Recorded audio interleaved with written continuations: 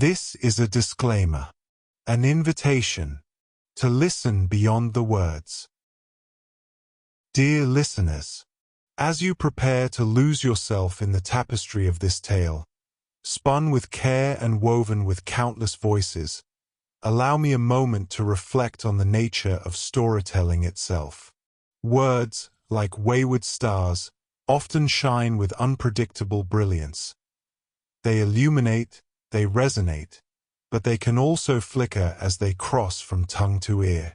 In this telling, where the art of the spoken word meets the boundless intricacies of language, there may be an occasional note that rings unexpected, a pronunciation shaped by a performer's unique cadence, a name rendered slightly different than imagined, a rhythm that dances to its own tune.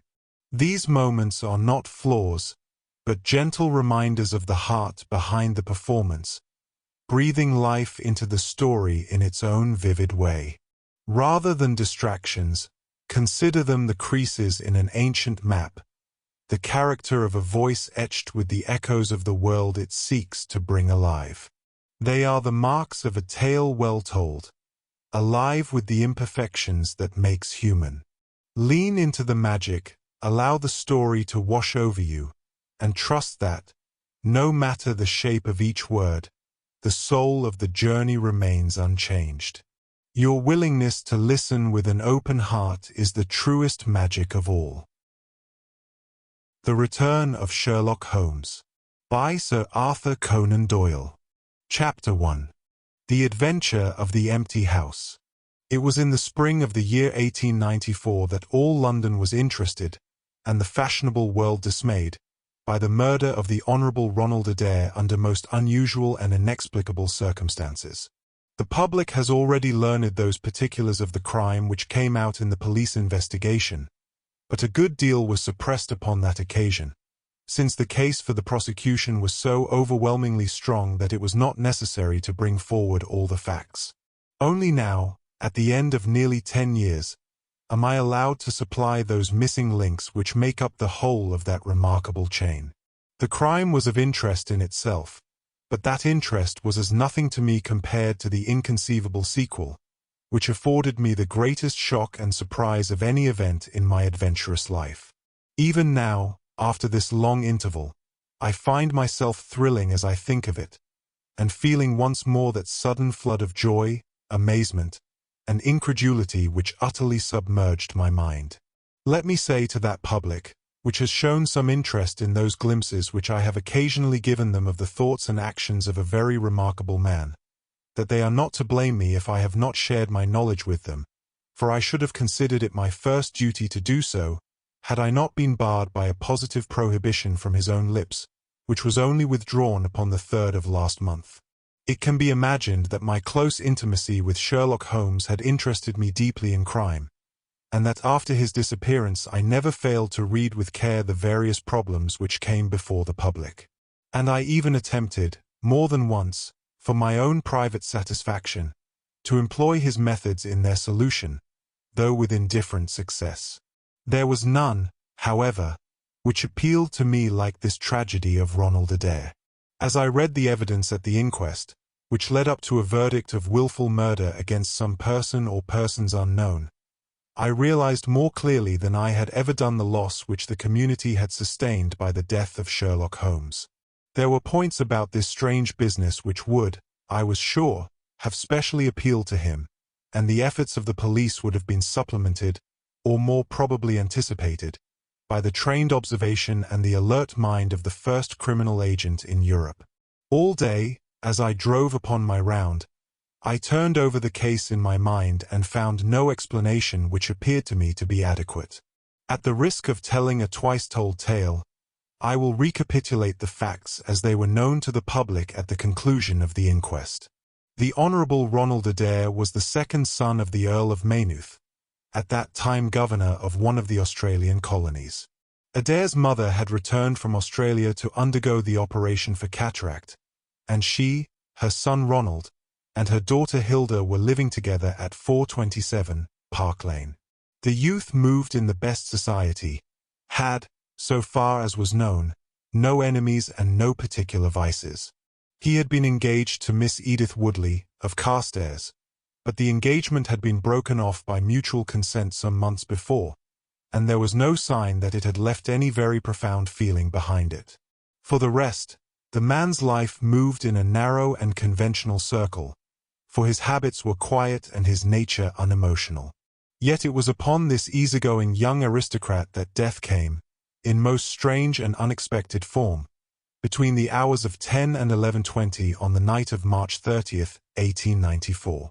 Ronald Adair was fond of cards, playing continually, but never for such stakes as would hurt him.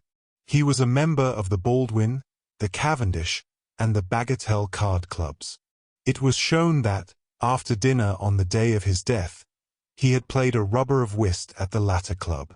He had also played there in the afternoon. The evidence of those who had played with him, Mr. Murray, Sir John Hardy, and Colonel Moran, showed that the game was whist, and that there was a fairly equal fall of the cards. Adair might have lost £5, but not more. His fortune was a considerable one, and such a loss could not in any way affect him. He had played nearly every day at one club or other, but he was a cautious player, and usually rose a winner. It came out in evidence that, in partnership with Colonel Moran, he had actually won as much as £420 in a sitting, some weeks before, from Godfrey Milner and Lord Balmoral. So much for his recent history as it came out at the inquest. On the evening of the crime, he returned from the club exactly at 10. His mother and sister were out spending the evening with a relation. The servant deposed that she heard him enter the front room on the second floor, generally used as his sitting room. She had lit a fire there, and as it smoked she had opened the window. No sound was heard from the room until 11:20, the hour of the return of Lady Maynooth and her daughter. Desiring to say good night, she attempted to enter her son's room. The door was locked on the inside, and no answer could be got to their cries and knocking. Help was obtained, and the door forced. The unfortunate young man was found lying near the table. His head had been horribly mutilated by an expanding revolver bullet, but no weapon of any sort was to be found in the room. On the table lay 2 banknotes for £10 each and £17.10 in silver and gold, the money arranged in little piles of varying amount. There were some figures also upon a sheet of paper, with the names of some club friends opposite to them, from which it was conjectured that before his death he was endeavouring to make out his losses or winnings at cards. A minute examination of the circumstances served only to make the case more complex. In the first place, no reason could be given why the young man should have fastened the door upon the inside. There was the possibility that the murderer had done this, and had afterwards escaped by the window. The drop was at least 20 feet, however, and a bed of crocuses in full bloom lay beneath. Neither the flowers nor the earth showed any sign of having been disturbed, nor were there any marks upon the narrow strip of grass which separated the house from the road. Apparently, therefore, it was the young man himself who had fastened the door. But how did he come by his death? No one could have climbed up to the window without leaving traces. Suppose a man had fired through the window, he would indeed be a remarkable shot who could with a revolver inflict so deadly a wound. Again, Park Lane is a frequented thoroughfare. There is a cab stand within 100 yards of the house. No one had heard a shot. And yet there was the dead man and there the revolver bullet, which had mushroomed out, as soft-nosed bullets will, and so inflicted a wound which must have caused instantaneous death. Such were the circumstances of the Park Lane mystery, which were further complicated by entire absence of motive, since, as I have said, young Adair was not known to have any enemy, and no attempt had been made to remove the money or valuables in the room. All day I turned these facts over in my mind, endeavouring to hit upon some theory which could reconcile them all, and to find that line of least resistance which my poor friend had declared to be the starting point of every investigation. I confess that I made little progress. In the evening I strolled across the park, and found myself about 6 o'clock at the Oxford Street end of Park Lane. A group of loafers upon the pavements, all staring up at a particular window, directed me to the house which I had come to see. A tall, thin man with colored glasses, whom I strongly suspected of being a plainclothes detective, was pointing out some theory of his own, while the others crowded round to listen to what he said. I got as near him as I could, but his observations seemed to me to be absurd, so I withdrew again in some disgust.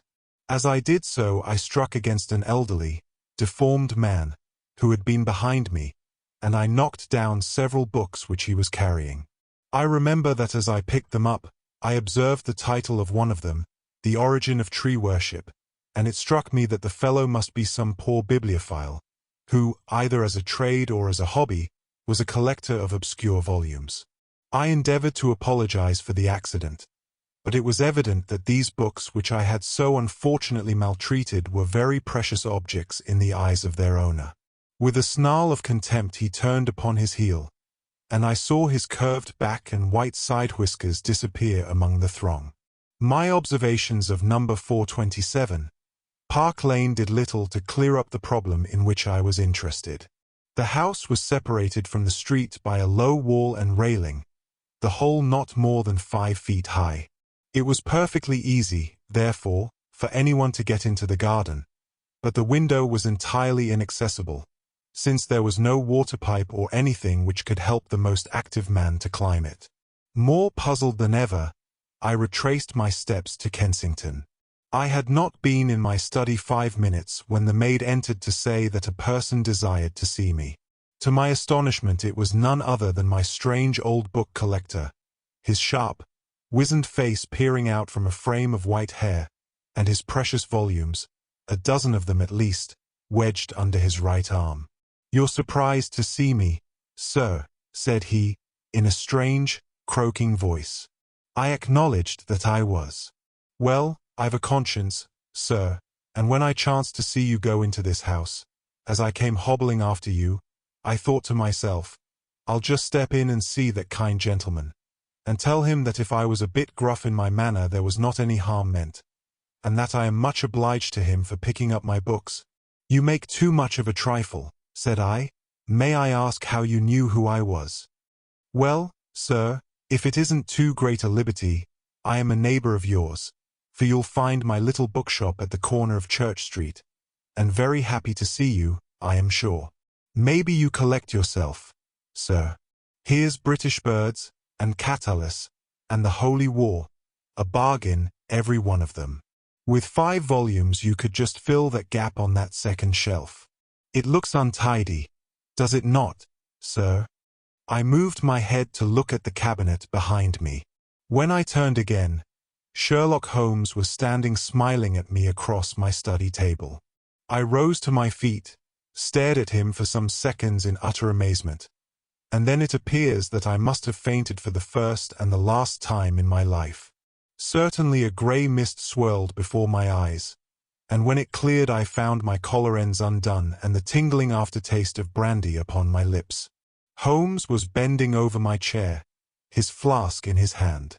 "My dear Watson," said the well-remembered voice, "I owe you 1,000 apologies. I had no idea that you would be so affected." I gripped him by the arms. "Holmes," I cried, "is it really you? Can it indeed be that you are alive? Is it possible that you succeeded in climbing out of that awful abyss?" "Wait a moment," said he. "Are you sure that you are really fit to discuss things? I have given you a serious shock by my unnecessarily dramatic reappearance. I am all right, but indeed, Holmes, I can hardly believe my eyes. Good heavens! To think that you of all men, should be standing in my study." Again I gripped him by the sleeve, and felt the thin, sinewy arm beneath it. "Well, you're not a spirit anyhow," said I, "my dear chap. I'm overjoyed to see you. Sit down, and tell me how you came alive out of that dreadful chasm." He sat opposite to me, and lit a cigarette in his old, nonchalant manner. He was dressed in the seedy frock-coat of the book merchant, but the rest of that individual lay in a pile of white hair and old books upon the table. Holmes looked even thinner and keener than of old, but there was a dead-white tinge in his aquiline face which told me that his life recently had not been a healthy one. "I am glad to stretch myself, Watson," said he. "It is no joke when a tall man has to take a foot off his stature for several hours on end. Now, my dear fellow, in the matter of these explanations, we have, if I may ask for your cooperation, a hard and dangerous night's work in front of us. Perhaps it would be better if I gave you an account of the whole situation when that work is finished. I am full of curiosity. I should much prefer to hear now. You'll come with me tonight. When you like and where you like. This is, indeed, like the old days. We shall have time for a mouthful of dinner before we need go. Well, then, about that chasm. I had no serious difficulty in getting out of it, for the very simple reason that I never was in it. You never were in it. No, Watson, I never was in it. My note to you was absolutely genuine. I had little doubt that I had come to the end of my career when I perceived the somewhat sinister figure of the late Professor Moriarty standing upon the narrow pathway which led to safety. I read an inexorable purpose in his grey eyes. I exchanged some remarks with him, therefore, and obtained his courteous permission to write the short note which you afterwards received. I left it with my cigarette box and my stick, and I walked along the pathway, Moriarty still at my heels. When I reached the end, I stood at bay. He drew no weapon, but he rushed at me and threw his long arms around me. He knew that his own game was up, and was only anxious to revenge himself upon me. We tottered together upon the brink of the fall. I have some knowledge, however, of Baritsu, or the Japanese system of wrestling, which has more than once been very useful to me. I slipped through his grip, and he with a horrible scream kicked madly for a few seconds, and clawed the air with both his hands. But for all his efforts he could not get his balance, and over he went. With my face over the brink, I saw him fall for a long way. Then he struck a rock, bounded off, and splashed into the water. I listened with amazement to this explanation, which Holmes delivered between the puffs of his cigarette. "But the tracks!" I cried. "I saw, with my own eyes, that two went down the path and none returned. It came about in this way. The instant that the professor had disappeared, it struck me what a really extraordinarily lucky chance fate had placed in my way. I knew that Moriarty was not the only man who had sworn my death. There were at least 3 others whose desire for vengeance upon me would only be increased by the death of their leader. They were all most dangerous men. One or other would certainly get me. On the other hand, if all the world was convinced that I was dead, they would take liberties. These men, they would soon lay themselves open, and sooner or later I could destroy them. Then it would be time for me to announce that I was still in the land of the living. So rapidly does the brain act that I believe I had thought this all out before Professor Moriarty had reached the bottom of the Reichenbach Fall. I stood up and examined the rocky wall behind me. In your picturesque account of the matter, which I read with great interest some months later, you assert that the wall was sheer. That was not literally true. A few small footholds presented themselves, and there was some indication of a ledge. The cliff is so high that to climb it all was an obvious impossibility, and it was equally impossible to make my way along the wet path without leaving some tracks. I might, it is true, have reversed my boots, as I have done on similar occasions, but the sight of 3 sets of tracks in one direction would certainly have suggested a deception. On the whole, then, it was best that I should risk the climb. It was not a pleasant business, Watson. The fall roared beneath me. I am not a fanciful person, but I give you my word that I seem to hear Moriarty's voice screaming at me out of the abyss. A mistake would have been fatal. More than once, as tufts of grass came out in my hand or my foot slipped in the wet notches of the rock, I thought that I was gone. But I struggled upward, and at last I reached a ledge several feet deep and covered with soft green moss, where I could lie unseen, in the most perfect comfort. There I was stretched, when you, my dear Watson, and all your following were investigating in the most sympathetic and inefficient manner the circumstances of my death. At last, when you had all formed your inevitable and totally erroneous conclusions, you departed for the hotel, and I was left alone. I had imagined that I had reached the end of my adventures, but a very unexpected occurrence showed me that there were surprises still in store for me. A huge rock, falling from above, boomed past me, struck the path, and bounded over into the chasm. For an instant I thought that it was an accident, but a moment later, looking up, I saw a man's head against the darkening sky, and another stone struck the very ledge upon which I was stretched, within a foot of my head. Of course, the meaning of this was obvious. Moriarty had not been alone. A Confederate, and even that one glance had told me how dangerous a man that Confederate was, had kept guard while the professor had attacked me.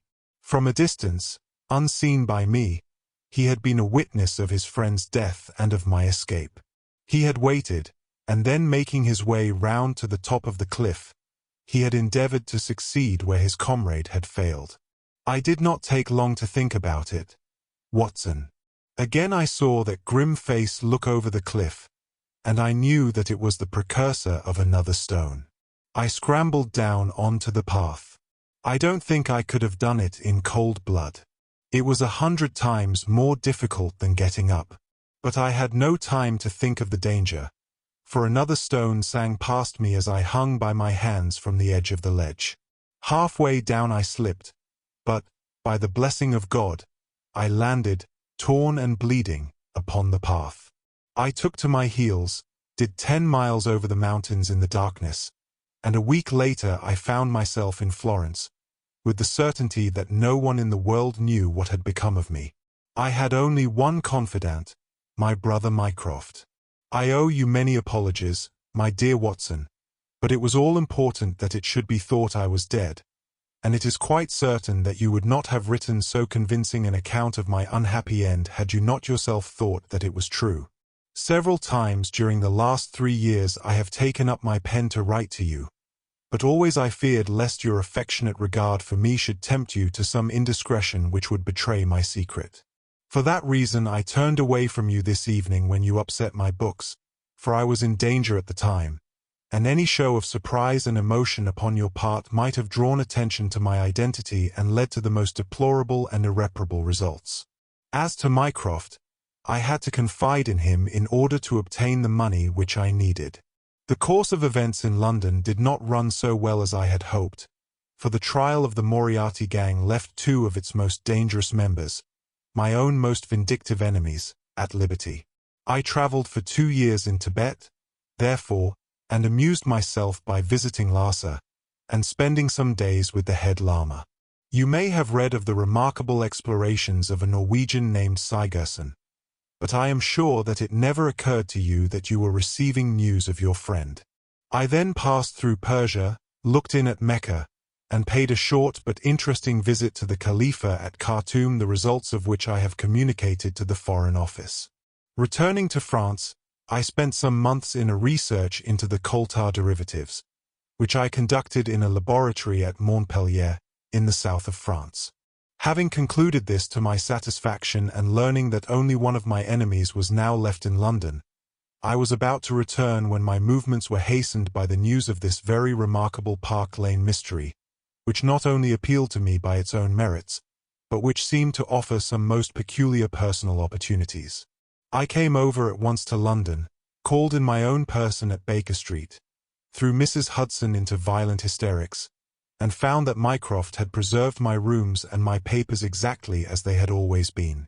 So it was, my dear Watson, that at 2 o'clock today I found myself in my old armchair in my own old room, and only wishing that I could have seen my old friend Watson in the other chair which he has so often adorned.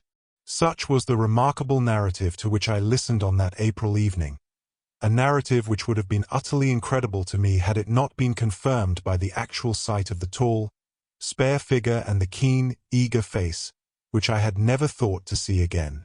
In some manner he had learned of my own sad bereavement, and his sympathy was shown in his manner rather than in his words. "Work is the best antidote to sorrow, my dear Watson," said he, "and I have a piece of work for us both tonight which, if we can bring it to a successful conclusion, will in itself justify a man's life on this planet." In vain I begged him to tell me more. "You will hear and see enough before morning," he answered. "We have 3 years of the past to discuss. Let that suffice until 9:30, when we start upon the notable adventure of the empty house." It was indeed like old times when, at that hour, I found myself seated beside him in a hansom, my revolver in my pocket, and the thrill of adventure in my heart. Holmes was cold and stern and silent. As the gleam of the street lamps flashed upon his austere features, I saw that his brows were drawn down in thought and his thin lips compressed. I knew not what wild beast we were about to hunt down in the dark jungle of criminal London, but I was well assured, from the bearing of this master huntsman, that the adventure was a most grave one, while the sardonic smile which occasionally broke through his ascetic gloom boded little good for the object of our quest. I had imagined that we were bound for Baker Street, but Holmes stopped the cab at the corner of Cavendish Square. I observed that as he stepped out he gave a most searching glance to right and left, and at every subsequent street corner he took the utmost pains to assure that he was not followed. Our route was certainly a singular one. Holmes's knowledge of the byways of London was extraordinary, and on this occasion he passed rapidly and with an assured step through a network of mews and stables, the very existence of which I had never known. We emerged at last into a small road, lined with old, gloomy houses, which led us into Manchester Street, and so to Blandford Street. Here he turned swiftly down a narrow passage, passed through a wooden gate into a deserted yard, and then opened with a key the back door of a house. We entered together, and he closed it behind us. The place was pitch dark, but it was evident to me that it was an empty house. Our feet creaked and crackled over the bare planking, and my outstretched hand touched a wall from which the paper was hanging in ribbons. Holmes's cold, thin fingers closed round my wrist and led me forward down a long hall, until I dimly saw the murky fanlight over the door. Here Holmes turned suddenly to the right and we found ourselves in a large, square, empty room, heavily shadowed in the corners, but faintly lit in the center from the lights of the street beyond. There was no lamp near, and the window was thick with dust, so that we could only just discern each other's figures within. My companion put his hand upon my shoulder and his lips close to my ear. "Do you know where we are?" he whispered. "Surely that is Baker Street," I answered, staring through the dim window. "Exactly. We are in Camden House, which stands opposite to our own old quarters. But why are we here? Because it commands so excellent a view of that picturesque pile. Might I trouble you, my dear Watson, to draw a little nearer to the window, taking every precaution not to show yourself, and then to look up at our old rooms, the starting point of so many of your little fairy tales? We will see if my 3 years of absence have entirely taken away my power to surprise you." I crept forward and looked across at the familiar window. As my eyes fell upon it, I gave a gasp and a cry of amazement. The blind was down, and a strong light was burning in the room. The shadow of a man who was seated in a chair within was thrown in hard, black outline upon the luminous screen of the window. There was no mistaking the poise of the head, the squareness of the shoulders, the sharpness of the features. The face was turned half round, and the effect was that of one of those black silhouettes which our grandparents loved to frame. It was a perfect reproduction of Holmes. So amazed was I that I threw out my hand to make sure that the man himself was standing beside me. He was quivering with silent laughter. "Well," said he. "Good heavens!" I cried. "It is marvelous. I trust that age doth not wither nor custom stale my infinite variety," said he, and I recognized in his voice the joy and pride which the artist takes in his own creation. "It really is rather like me, is it not? I should be prepared to swear that it was you. The credit of the execution is due to Monsieur Oscar Meunier, of Grenoble, who spent some days in doing the moulding. It is a bust in wax. The rest I arranged myself during my visit to Baker Street this afternoon. But why? Because, my dear Watson, I had the strongest possible reason for wishing certain people to think that I was there when I was really elsewhere, and you thought the rooms were watched. I knew that they were watched. By whom? By my old enemies, Watson. By the charming society whose leader lies in the Reichenbach Falls. You must remember that they knew, and only they knew, that I was still alive. Sooner or later they believed that I should come back to my rooms. They watched them continuously, and this morning they saw me arrive. How do you know? Because I recognized their sentinel when I glanced out of my window. He is a harmless enough fellow, Parker by name, a garroter by trade, and a remarkable performer upon the Jew's harp. I cared nothing for him, but I cared a great deal for the much more formidable person who was behind him, the bosom friend of Moriarty, the man who dropped the rocks over the cliff, the most cunning and dangerous criminal in London. That is the man who is after me tonight, Watson, and that is the man who is quite unaware that we are after him. My friend's plans were gradually revealing themselves.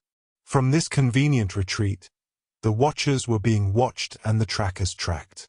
That angular shadow up yonder was the bait, and we were the hunters. In silence we stood together in the darkness and watched the hurrying figures who passed and repassed in front of us.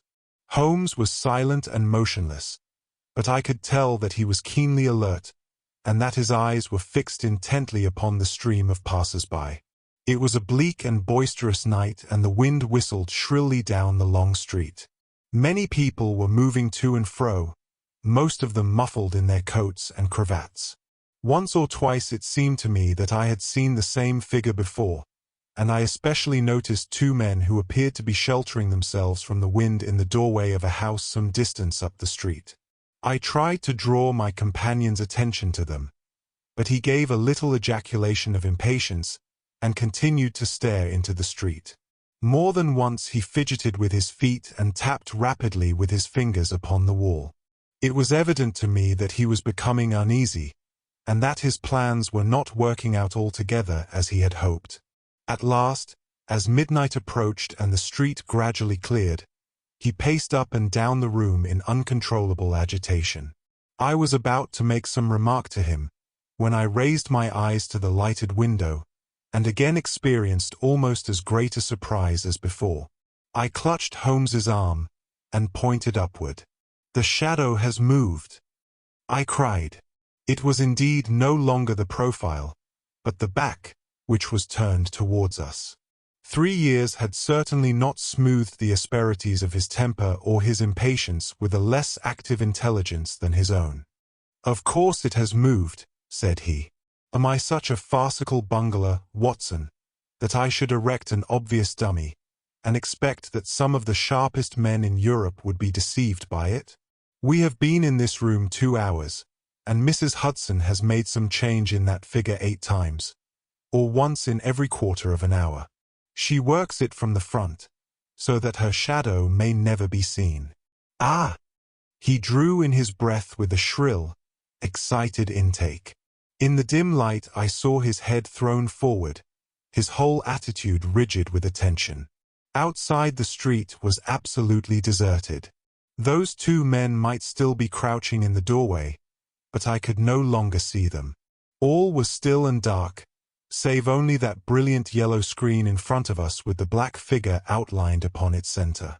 Again in the utter silence I heard that thin, sibilant note which spoke of intense suppressed excitement. An instant later he pulled me back into the blackest corner of the room, and I felt his warning hand upon my lips. The fingers which clutched me were quivering. Never had I known my friend more moved, and yet the dark street still stretched lonely and motionless before us. But suddenly I was aware of that which his keener senses had already distinguished. A low, stealthy sound came to my ears, not from the direction of Baker Street, but from the back of the very house in which we lay concealed. A door opened and shut. An instant later steps crept down the passage, steps which were meant to be silent, but which reverberated harshly through the empty house. Holmes crouched back against the wall, and I did the same, my hand closing upon the handle of my revolver. Peering through the gloom, I saw the vague outline of a man, a shade blacker than the blackness of the open door. He stood for an instant, and then he crept forward, crouching, menacing, into the room. He was within 3 yards of us, this sinister figure, and I had braced myself to meet his spring, before I realized that he had no idea of our presence. He passed close beside us, stole over to the window, and very softly and noiselessly raised it for half a foot. As he sank to the level of this opening, the light of the street, no longer dimmed by the dusty glass, fell full upon his face. The man seemed to be beside himself with excitement. His 2 eyes shone like stars, and his features were working convulsively. He was an elderly man, with a thin, projecting nose, a high, bald forehead, and a huge grizzled mustache. An opera hat was pushed to the back of his head, and an evening dress shirt front gleamed out through his open overcoat. His face was gaunt and swarthy, scored with deep, savage lines. In his hand he carried what appeared to be a stick, but as he laid it down upon the floor it gave a metallic clang. Then from the pocket of his overcoat he drew a bulky object, and he busied himself in some task which ended with a loud, sharp click, as if a spring or bolt had fallen into its place. Still kneeling upon the floor, he bent forward and threw all his weight and strength upon some lever, with the result that there came a long, whirling, grinding noise, ending once more in a powerful click. He straightened himself then, and I saw that what he held in his hand was a sort of gun, with a curiously misshapen butt. He opened it at the breech, put something in, and snapped the breech lock. Then, crouching down, he rested the end of the barrel upon the ledge of the open window, and I saw his long mustache droop over the stock and his eye gleam as it peered along the sights. I heard a little sigh of satisfaction as he cuddled the butt into his shoulder, and saw that amazing target, the black man on the yellow ground, standing clear at the end of his foresight. For an instant he was rigid and motionless. Then his finger tightened on the trigger. There was a strange, loud whiz and a long, silvery tinkle of broken glass. At that instant Holmes sprang like a tiger onto the marksman's back, and hurled him flat upon his face. He was up again in a moment, and with convulsive strength he seized Holmes by the throat, but I struck him on the head with the butt of my revolver, and he dropped again upon the floor. I fell upon him, and as I held him my comrade blew a shrill call upon a whistle. There was the clatter of running feet upon the pavement, and 2 policemen in uniform, with 1 plainclothes detective, rushed through the front entrance and into the room. "That you, Lestrade?" said Holmes. "Yes, Mr. Holmes. I took the job myself. It's good to see you back in London, sir. I think you want a little unofficial help. 3 undetected murders in 1 year won't do, Lestrade. But you handled the Malisi mystery with less than your usual. That's to say, you handled it fairly well." We had all risen to our feet, our prisoner breathing hard, with a stalwart constable on each side of him. Already a few loiterers had begun to collect in the street.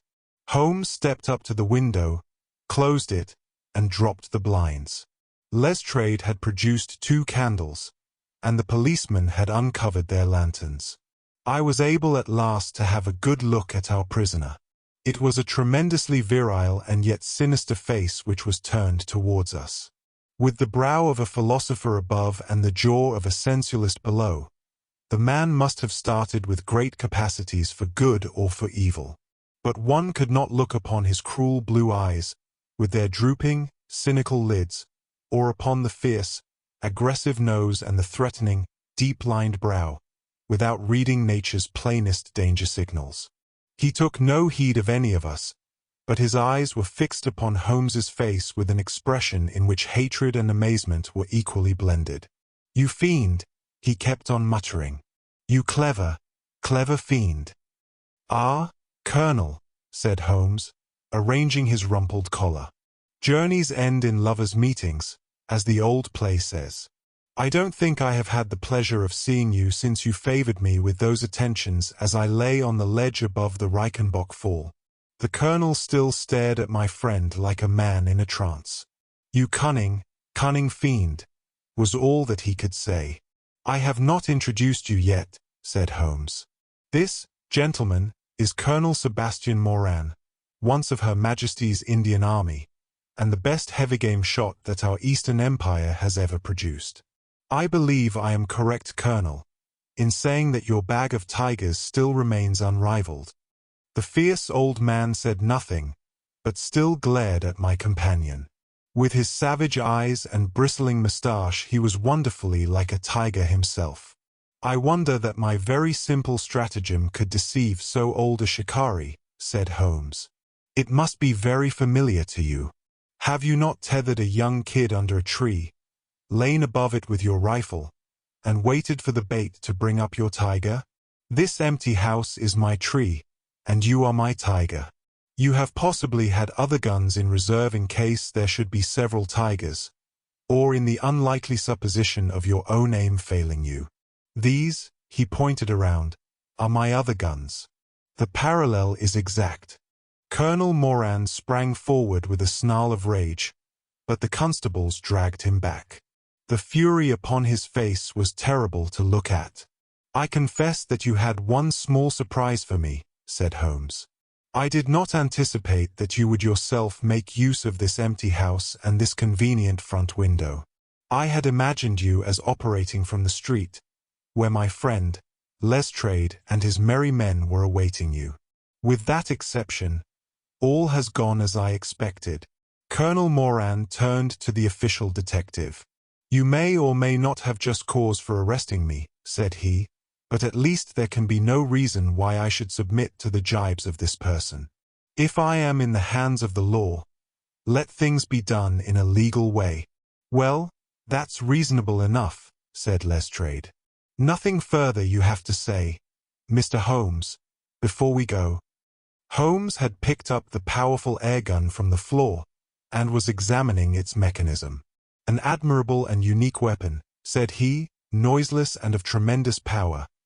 I knew von Herder, the blind German mechanic, who constructed it to the order of the late Professor Moriarty. For years I have been aware of its existence, though I have never before had the opportunity of handling it. I commend it very specially to your attention, Lestrade, and also the bullets which fit it. You can trust us to look after that, Mr. Holmes, said Lestrade, as the whole party moved towards the door. Anything further to say? Only to ask what charge you intend to prefer. What charge, sir? Why, of course, the attempted murder of Mr. Sherlock Holmes. Not so, Lestrade. I do not propose to appear in the matter at all. To you, and to you only, belongs the credit of the remarkable arrest which you have effected. Yes, Lestrade, I congratulate you. With your usual happy mixture of cunning and audacity, you have got him. Got him. Got whom, Mr. Holmes? The man that the whole force has been seeking in vain, Colonel Sebastian Moran, who shot the Honourable Ronald Adair with an expanding bullet from an airgun through the open window of the second-floor front of number 427, Park Lane, upon the 30th of last month. That's the charge, Lestrade. And now, Watson, if you can endure the draught from a broken window, I think that half an hour in my study over a cigar may afford you some profitable amusement. Our old chambers had been left unchanged through the supervision of Mycroft Holmes and the immediate care of Mrs. Hudson. As I entered I saw, it is true, an unwonted tidiness, but the old landmarks were all in their place. There were the chemical corner and the acid-stained, deal-topped table. There upon a shelf was the row of formidable scrapbooks and books of reference which many of our fellow citizens would have been so glad to burn. The diagrams, the violin case, and the pipe rack, even the Persian slipper which contained the tobacco, all met my eyes as I glanced round me. There were two occupants of the room, one, Mrs. Hudson, who beamed upon us both as we entered, the other, the strange dummy which had played so important a part in the evening's adventures. It was a wax-colored model of my friend, so admirably done that it was a perfect facsimile. It stood on a small pedestal table with an old dressing gown of Holmes's so draped round it that the illusion from the street was absolutely perfect. "I hope you observed all precautions, Mrs. Hudson," said Holmes. "I went to it on my knees, sir, just as you told me." "Excellent. You carried the thing out very well. Did you observe where the bullet went?" "Yes, sir. I'm afraid it has spoilt your beautiful bust, for it passed right through the head and flattened itself on the wall. I picked it up from the carpet. Here it is." Holmes held it out to me.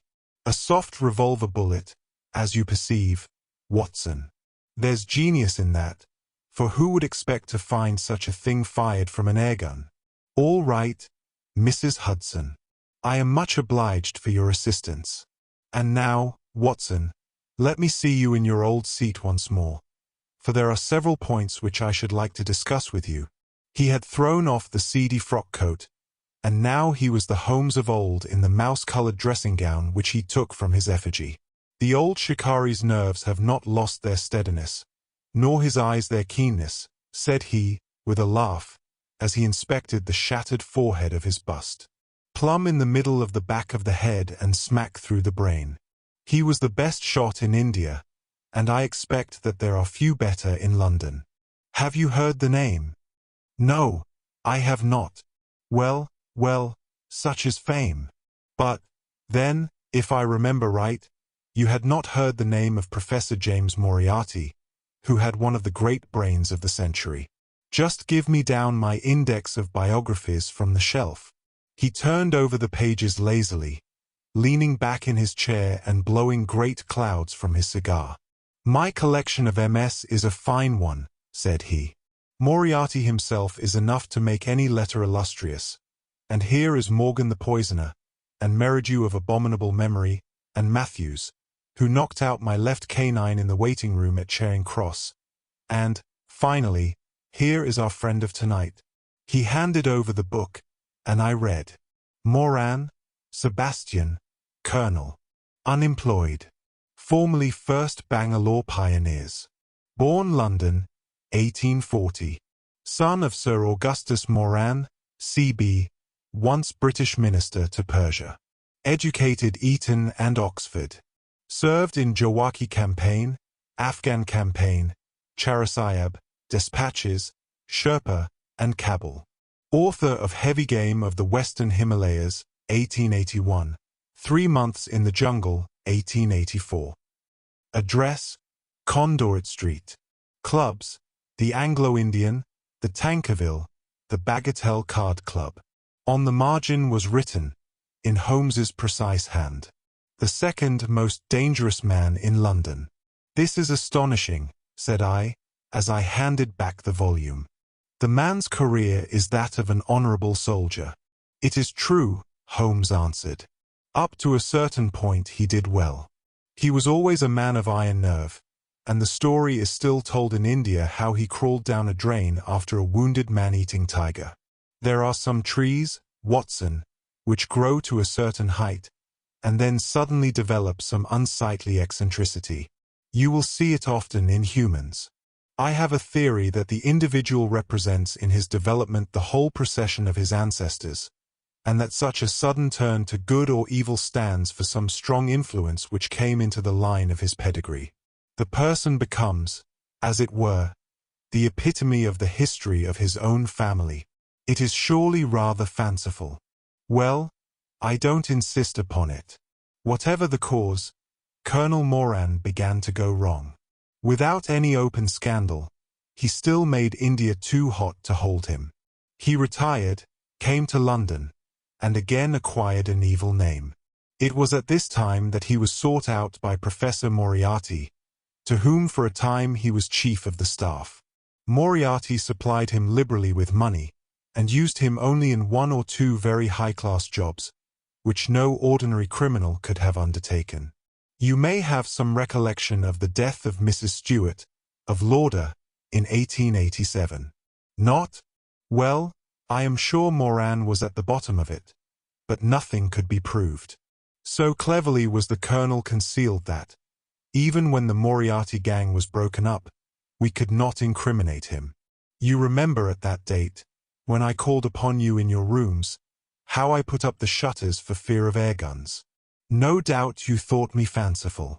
I knew exactly what I was doing, for I knew of the existence of this remarkable gun, and I knew also that one of the best shots in the world would be behind it.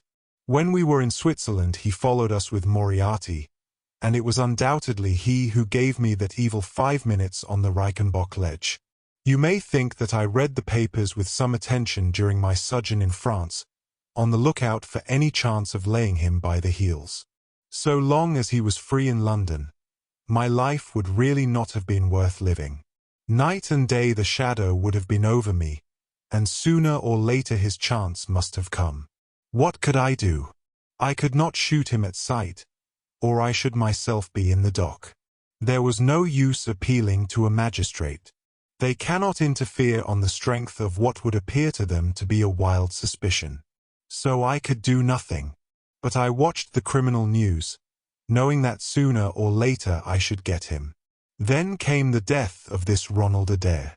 My chance had come at last. Knowing what I did, was it not certain that Colonel Moran had done it? He had played cards with the lad, he had followed him home from the club, he had shot him through the open window. There was not a doubt of it. The bullets alone are enough to put his head in a noose. I came over at once. I was seen by the sentinel, who would, I knew, direct the colonel's attention to my presence. He could not fail to connect my sudden return with his crime, and to be terribly alarmed. I was sure that he would make an attempt to get me out of the way at once, and would bring round his murderous weapon for that purpose. I left him an excellent mark in the window, and, having warned the police that they might be needed, by the way, Watson, you spotted their presence in that doorway with unerring accuracy. I took up what seemed to me to be a judicious post for observation, never dreaming that he would choose the same spot for his attack. Now, my dear Watson, does anything remain for me to explain? Yes, said I. You have not made it clear what was Colonel Moran's motive in murdering the Honourable Ronald Adair. Ah, my dear Watson, there we come into those realms of conjecture, where the most logical mind may be at fault. Each may form his own hypothesis upon the present evidence, and yours is as likely to be correct as mine. You have formed one, then? I think that it is not difficult to explain the facts. It came out in evidence that Colonel Moran and young Adair had, between them, won a considerable amount of money. Now, Moran undoubtedly played foul. Of that I have long been aware. I believe that on the day of the murder Adair had discovered that Moran was cheating. Very likely he had spoken to him privately, and had threatened to expose him unless he voluntarily resigned his membership of the club, and promised not to play cards again. It is unlikely that a youngster like Adair would at once make a hideous scandal by exposing a well-known man so much older than himself. Probably he acted as I suggest. The exclusion from his clubs would mean ruin to Moran, who lived by his ill-gotten card gains. He therefore murdered Adair, who at the time was endeavoring to work out how much money he should himself return, since he could not profit by his partner's foul play. He locked the door lest the ladies should surprise him and insist upon knowing what he was doing with these names and coins. Will it pass? I have no doubt that you have hit upon the truth. It will be verified or disproved at the trial. Meanwhile, come what may, Colonel Moran will trouble us no more. The famous airgun of von Herder will embellish the Scotland Yard Museum, and once again Mr. Sherlock Holmes is free to devote his life to examining those interesting little problems which the complex life of London so plentifully presents. Dear listener, we close the pages on another tale, a journey through words, imagination, and emotion. Here at the Falls Audiobook, where stories flow like a river's current, carrying you to distant worlds and uncharted depths, we thank you for joining us. As always, we invite you to linger a little longer. Subscribe to our channel to discover more stories waiting to be heard, each a cascade of voices, ideas, and artistry. And remember, every great story begins with a single word. Perhaps the next one will begin with you.